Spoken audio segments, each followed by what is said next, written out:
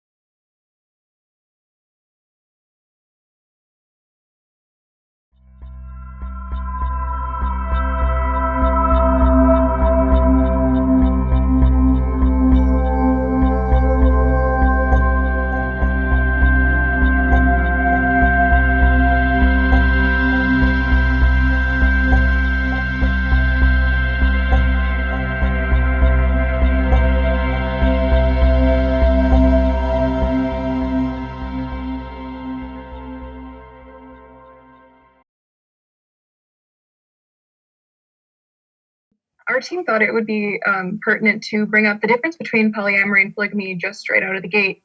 So polygamy is usually a religious situation where it's usually one man and with many women in a relationship that's not interconnected. But polyamory is, for most part, interconnected relationships.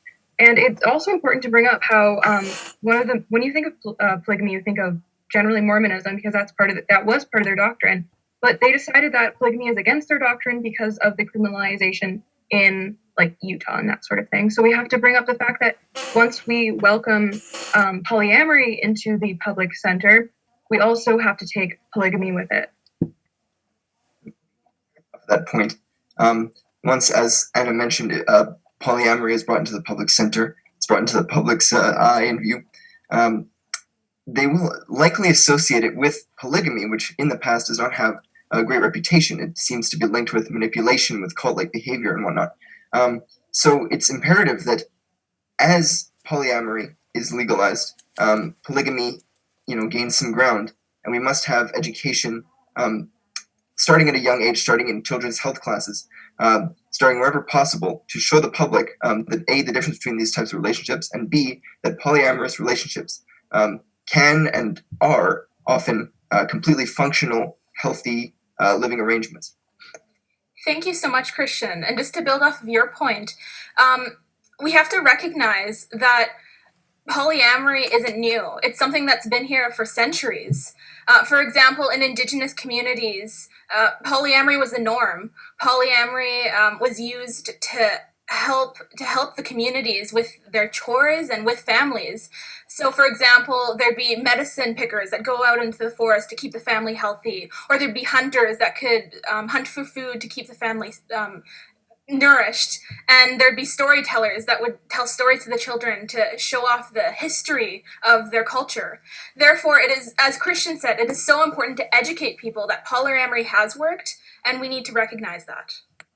We must also recognize that it takes a village to raise a child. It takes a village to raise families, and their families look very different in a lot of different places. So we must consider that polyamory and polygamy aren't inherently bad.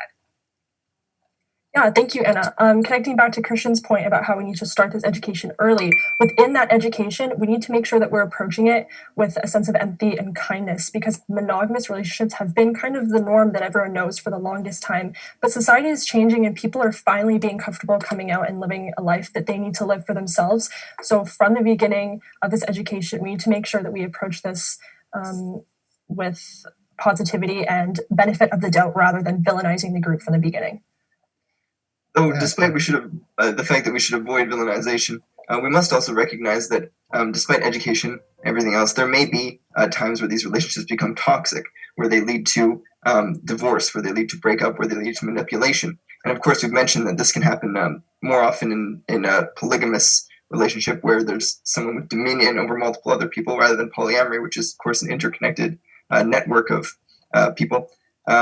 We do recognize that with the legalization and the support of polyamory, polygamy would be able to continue this series of manipulation and whatnot. But of course, this education that we proposed will deal with that issue as well as help with the villainization of polyamory along with it.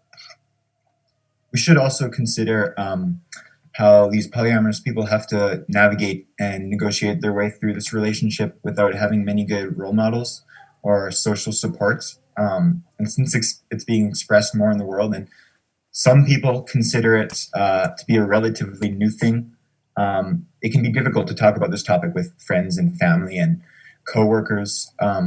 It's rarely portrayed in the media, and some reality TV shows that show it focus more on an over dramatic aspect than actually exemplifying good relationship skills. And this is due to the intense social disapproval of polyamory, right? There's many stereotypes and stigmatization surrounding it, and this can intimidate those interested in this relationship.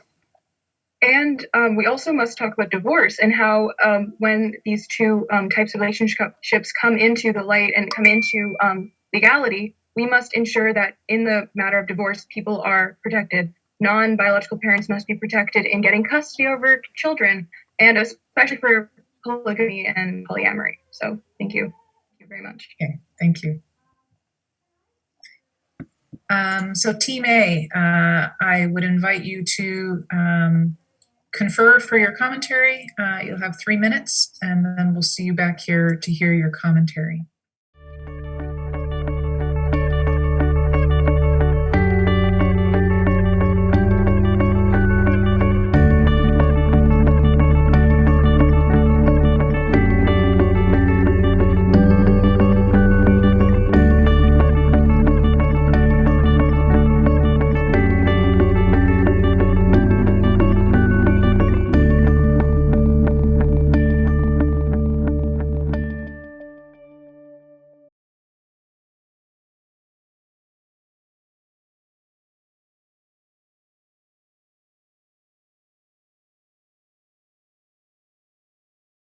The media online and stuff like that. Right now, since most people grew up with lots of Canadian media and CanCon sponsored media and stuff like that, it's not really being felt, but in the future it could be more potentially felt. But one important thing to be mentioned is that with Canadian issues, when you're in Canada, more issues that are happening domestically or provincially or even within your own municipality will affect you more than something internationally. And yeah, I'd like to pass it off to Bill. Yeah, so we would say this is kind of like a form of protectionism almost, where we're promoting certain things within our society that benefit our society specifically. We think in this case specifically, we think it's very beneficial because we don't want to end up like a country that does not care about democracy and only has it in like principle but not in practice. We want people to actually be engaged in the country's democratic processes in order for us to have a better society overall.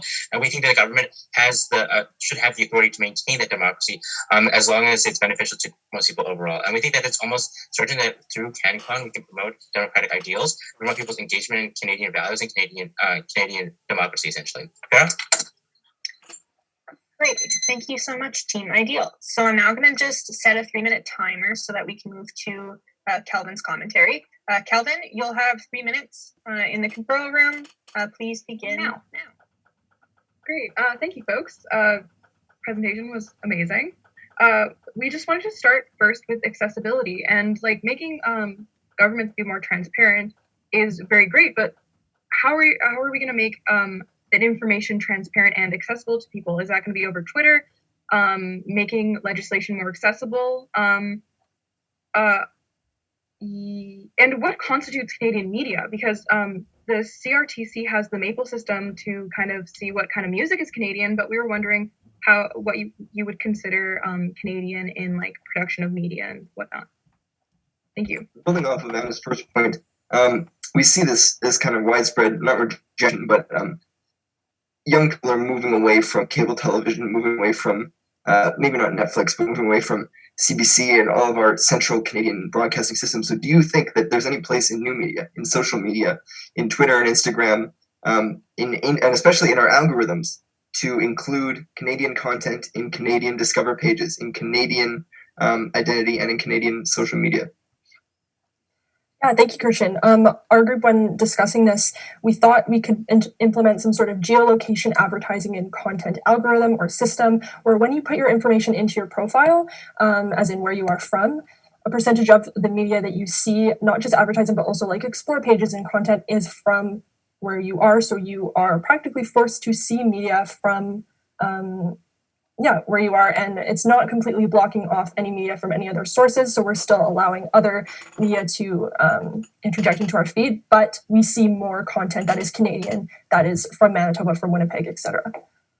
Thank you so much, Lily. And when our group talked about this subject, we thought that it was so important to bring up that that we have to incorporate local media. So do you guys think that it's important to bring in local media into these, like Lily suggested, geolocation advertising? For example, it is so important to recognize that Black Lives Matter is a huge issue, and we have to represent Black people in the media more often. It's so important to go to these protests for Black Lives Matter, but when in our community, when a missing and murdered Indigenous woman named Tina Fontaine was murdered, there wasn't as many people as in that protest as Black Lives Matter had. The number of people very much differed. So do you think that it's important to incorporate local media into this geolocation advertising? Great. Thank you so much, Kelvin.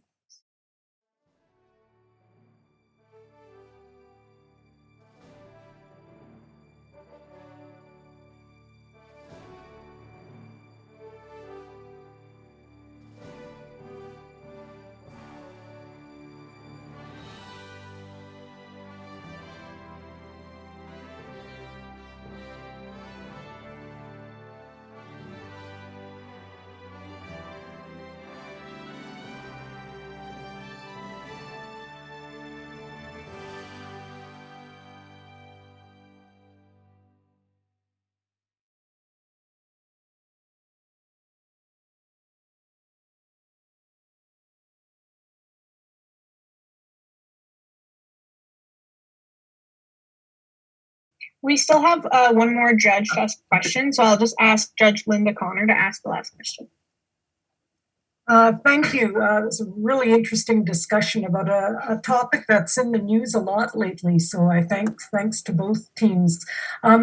My question is, I really like how you just mentioned, you talk about skills and skill levels would be enhanced. And I'm wondering, how does sports in general, or what do sports in general have to gain or to lose if we keep things as they are, or if we follow the example of amateur sports changing things? Like, do we have more to gain or more to lose? Thanks. Thank you so much for this question. It's so interesting because in sport, there is a lot of sexism. And I think that if we stay the way we are, we're just going to keep having that sexism perpetuate throughout our lives. But by integrating everybody together, we not only get the diversity of skill, we get the muscling through your way through the competition, as well as the speed, the agility, and just the problem solving ability of different people. So we have so much more to gain. Even with having to rework, gerrymander all of the rules of every sport, we have so much to gain just by input of people, and just making things accessible obviously will bring in new input. And it's such a great thing to think about. And I'm very excited about it. Not only just enhancing skill, but also you'll be enhancing participation level drastically, because there will be people who before didn't feel like they had a spot in sport. And finally, if we take away those rigid, segregated, kind of genderized systems in sport, we can attract a whole group of people who can finally feel comfortable participating, which brings in revenue, which brings in more media, and overall just improves sport.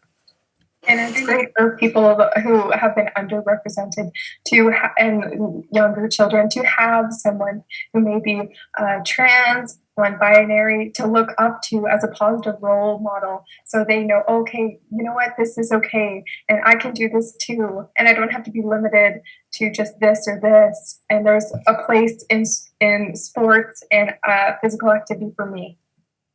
And if I could just add a little bit of like personal input on this.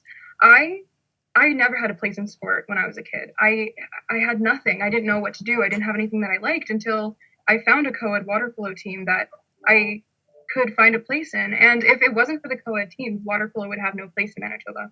We would have died a long time ago. The sport would have just fizzled out. But because of co-ed teams, it gives so many kids a place, and so many queer kids a place, and so many gender non-conforming kids a place. And like, never doubt the impact of sport and the impact of inclusionary sport. Thank you so much, Anna. And just to quickly add on to Anna's point, making sports more accessible will, like Lily said, it will create a safer environment for schools to participate in sports. And it's so important to create this environment so kids can gain connections and take care of their mental health with sports.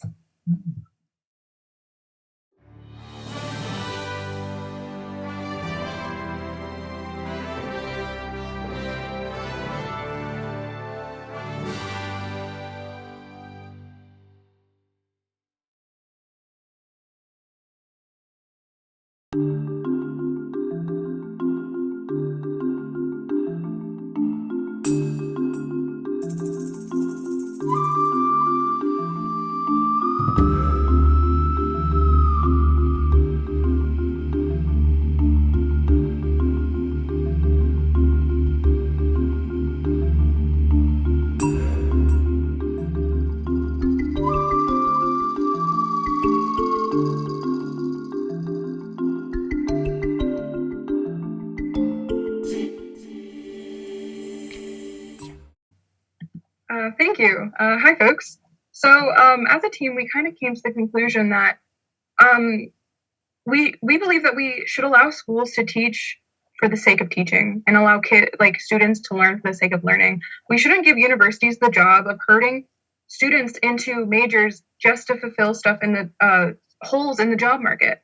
There are a lot of diverse reasons to go to university, and we think that that's a big thing to touch on. We see that this attitude tends to force students away from arts and into STEM. If we're, for example, having quotas on how many people we can allow into each program based on the need for it, the economic need for it, then we're pushing a lot more children into business and STEM than we are into arts. And we see that this is a strange angle to take. One, because students understand what they're getting themselves into. This is voluntary. You don't necessarily take a sociology major expecting to get a job right out of university, but it's so important to consider students' mental health. We have to consider that many students want to go to arts to feel fulfilled and to feel like they are included and doing something that they love in life. So we have to consider the students' happiness too. Lots of students do make a big personal and financial commitment to their education, and they expect a high return in both areas. And we agreed that universities should offer more guidance to students on how to demonstrate active listening skills, how to be presentable, right? All things that make one successful. We have to highlight all forms of education, not just university, and we have to talk about lifelong learning and how many jobs train you throughout your life, and that is amazing.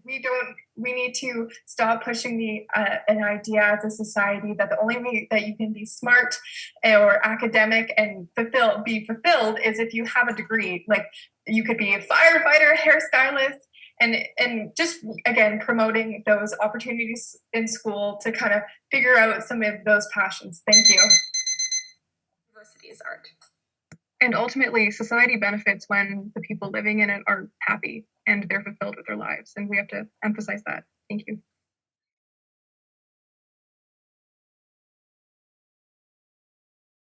Thank you, guys. It's been a real privilege to talk about university education with people who are thinking about it on their own horizon a little bit. So I just appreciate the opportunity to talk about this with you guys. It seems to me education has a lot of different things it's trying to do. And these are legitimate, but fitting them together maybe as aims is a little bit tricky. So one of the things we want to do with education is empower people to thrive, compete, and succeed in the ladders and chains of power and meaning that are available to us. It's like, how do you play this game well? We want to give people a way to do that. But it's also sometimes said that higher education is emancipatory, like giving people a way to also look beyond that game and maybe also author it or change it or something like that. So I guess part of the question is, like, do people feel like they're being funneled into jobs, or does education still have this emancipatory appeal to young people, or is it just like too economically stressful to have time for that? And can we fit that in alongside the job pursuit? Can we have both? Thanks. This ties into most of the questions we've had going on here all day, but one of which being high school, and Team A mentioned, what do we do in high school to make university students more satisfied and more. And of course, that's to give them these opportunities, like exploring different jobs, exploring different facets of what they can do, because that escape can only happen when we have like informed scholars. And what's more, when we're funneling, as we mentioned at the beginning of the discussion, if we're funneling people into STEM, if we're funneling people away from art and into a specific category that doesn't necessarily teach them to look beyond their category, they have no chance to receive that emancipatory effect that education provides. Thank you, Christian. And just to add on to this, universities also, like, as you said, Emily, university gives people the ability to continue on their branch of learning. Like, I'm talking to a lot of philosophy majors at the U of M. They talk often about how Marl has opened up new avenues for them, and they found that at university, like with flyers or pamphlets and stuff. University gives people the ability to become something different than they were in high school, and it gives them the opportunity to be a free-thinking person outside of the idea of just get through high school so you can get into a good university, so you can get a good job. University kind of opens discussion to so many more avenues, and that's super important to talk about.